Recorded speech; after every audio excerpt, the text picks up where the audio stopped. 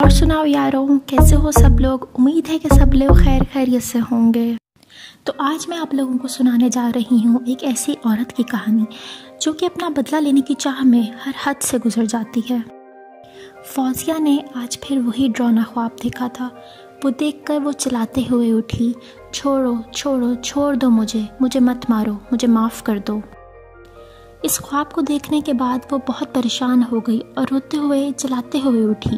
ये देखकर उसका हस्बैंड अहमद भागा हुआ आया। क्या हुआ फौजिया, क्या हुआ? क्या हुआ फौजिया, क्या आज भी तुमने वही डरावना ख्वाब फिर से देखा है? हाँ अहमद, हाँ, मुझे बचा लो, मुझे बचा लो। मैं कह रही हूँ वो बच्चा मुझे मार देगा। ये सुनकर अहमद बहुत परेशान हो गया और पूछने लगा, फौजिया तुम्हें क्या हो गया है? आखिर ये किस तरह के डरावने ख्वाब तुम देखती हो? ये कौन सा बच्चा है जो तुम्हारे पीछे पड़ा है? ये कौन है जो आखिर तुम्हें मारना चाहता है? अहमद, वो ख्वाब नहीं था, वो एक हकीकत है। मैं अभी भी अपनी गर्दन पर उन नन्हे हाथों का जोर महसूस कर सकती हूँ। फौजिया का जिस्म कांपने लगा। वो बहुत परेशान हो गई, ज़ारो कतार रोना पीटना शुरू कर दिया। ये देखकर अहमद भी परेशान हो गया और सोचने लगा कि ऐसा आखिर क्या मसला है कि फौजिया हर रात एक ही ख्वाब से डर कर उठ जाती है।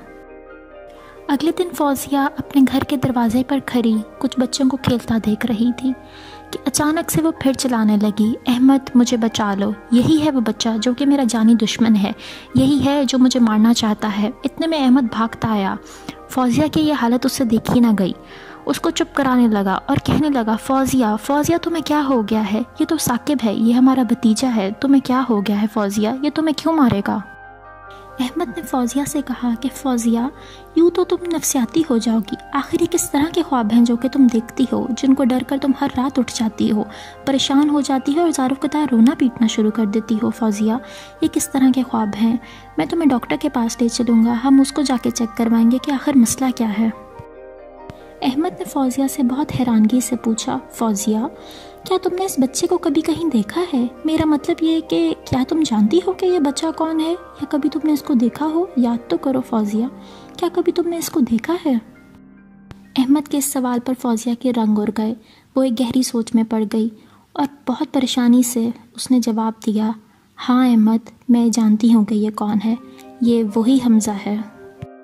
ये सुनकर अहमद बहुत परेशान हो गया और फौजिया की तरफ देखने लगा। उससे पूछने लगा कि आखिर तुम किस हमज़ा की बात कर रही हो?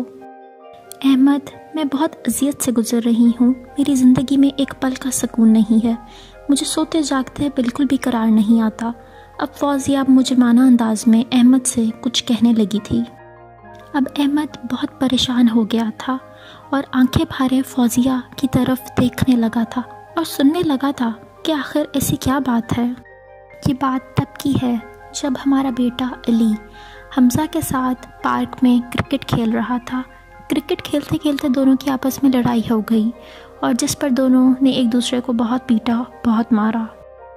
हमज़ा ने आउट मानने से इनकार कर दिया था, जिस पर अली ने उसे बैट से बहुत मारा। अली मुंह के बल गिरा था, जिसकी वजह से ज़मीन पर पड़ा कांच उसकी आंखों में जा लगा। अब वो बहुत ज़ोर ज़ोर से रोने लगा था। ये देखकर हमज़ा भी बहुत परेशान हो गया और मदद के लिए चिल्लाने लगा।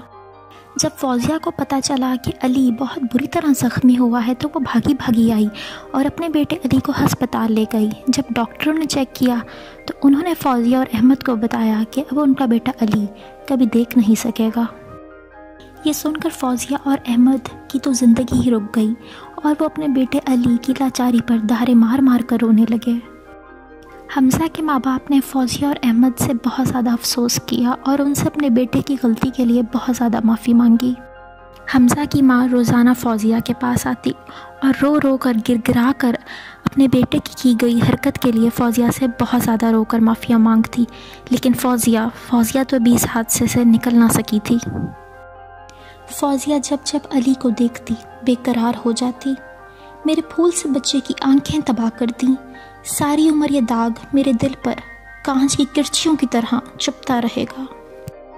जून की गर्म दोपहर थी। फौजिया ने खिड़की का पर्दा हटा कर देखा तो उसको हमज़ा खेलते हुए नजर आया। फौजिया के दिमाग में शैतानी ख्याल आया और चेहरे पर एक शतराना मुस्कुराहट सी आ गई थी।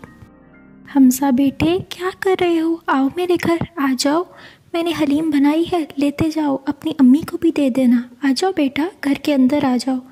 حمزہ گھر کے اندر آ گیا۔ تو کیسی لگی آپ لوگوں کو یہ کہانی؟ مجھے کامنٹ سیکشن میں ضرور بتائیے گا کہ آپ لوگوں کو کیا لگتا ہے کہ آخر فوزیہ نے حمزہ کے ساتھ ایسا کیا کیا ہوگا اور اس کو کیوں اپنے گھر بلایا ہوگا۔ اگر آپ لوگ اس ویڈیو کا پارٹ 2 چاہتے ہیں تو اس ویڈیو کو ضرور لائک کیجیے گا، میرے چینل کو سبسکرائب کریں اور مجھے کامنٹ سیکشن میں بتانا نہ بھولیے گا۔